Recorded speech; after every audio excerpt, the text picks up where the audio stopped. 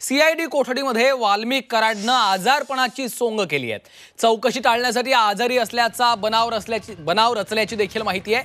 हॉस्पिटलमध्ये दाखल होण्यासाठी वाल्मिककडनं धडपड केली जाते का? कारण 14 दिवसांचा कोठडीतला मुक्काम टाळण्याचा प्रयत्न पोलिसांनी बेड्या ठोकल्यानंतर आता वाल्मिककडून केला जातो आहे। तुरुंगातल्या पहिल्याच रात्री वाल्मिक कराडनं अनेक सोंग केलेली आहेत। बीडमध्ये सीआयडी कोठडीत असलेल्या वाल्मिकनं रात्रभरात जेवणच केलं नसल्याची माहिती सूत्रांनी दिलेली आहे।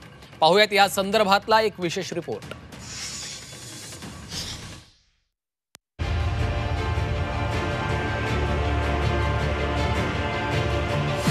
बीडच्या खंडणी प्रकरणातील आरोपी वाल्मिक कराडला 14 दिवसांची पोलीस कोठडी सुनावण्यात आली आहे। पुढचे 14 दिवस कोठडीतून सुटका नसल्यानं आता वाल्मिक कोठडीतून बाहेर पडण्यासाठी चोरवाटा शोधू लागलाय। आजारी असल्याचं सांगून हॉस्पिटलमध्ये दाखल होण्यासाठी वाल्मिकची धडपड सुरू असल्याची चर्चा आहे। त्यासाठी त्यानं काही सोंग घेतल्याचाही दावा केला जातोय। तुरुंगातल्या पहिल्या रात्री वाल्मिक कराडनं जेवण केलं नाही। सकाळी नाश्ता करण्यासही वाल्मिकनं नकार दिलाय। पोलिसांच्या आग्रहानंतर वाल्मिकनं अर्धी पोळी खाल्ली। मधुमेह आणि रक्तदाबाचा त्रास असल्यानं वाल्मिकवर औषधोपचार सुरू आहेत। वाल्मिक कराडला तात्पुरतं ऑक्सिजन किटही लावण्यात आल्याची माहिती आहे। आजारी पडल्यास वाल्मिकला कोठडीऐवजी रुग्णालयात उपचारासाठी पाठवलं जाऊ शकतं। त्यामुळे आपण कसं आजारी पडणार यासाठी वाल्मिकची सगळी धडपड सुरू असल्याचं सांगण्यात येतंय।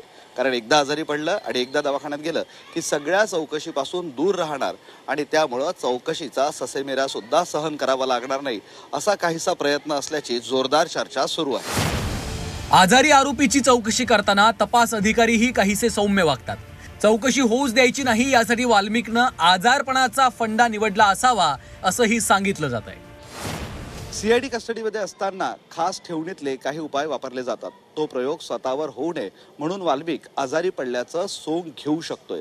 त्याला मधुमेहाचा त्रास आहे, त्याला ब्लड प्रेशरचाही त्रास आहे आणि कदाचित हा त्रास वाढला तर तपासी अधिकारी आपल्याशी फार कठोरपणे वागणार नाही असा काहीचा वाल्मिकचा समज असू शकतो।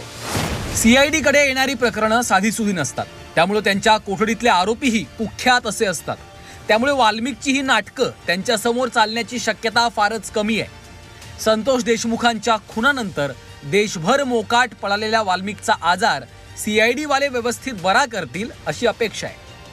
विष्णू बुर्गे, झी 24 तास, बीड।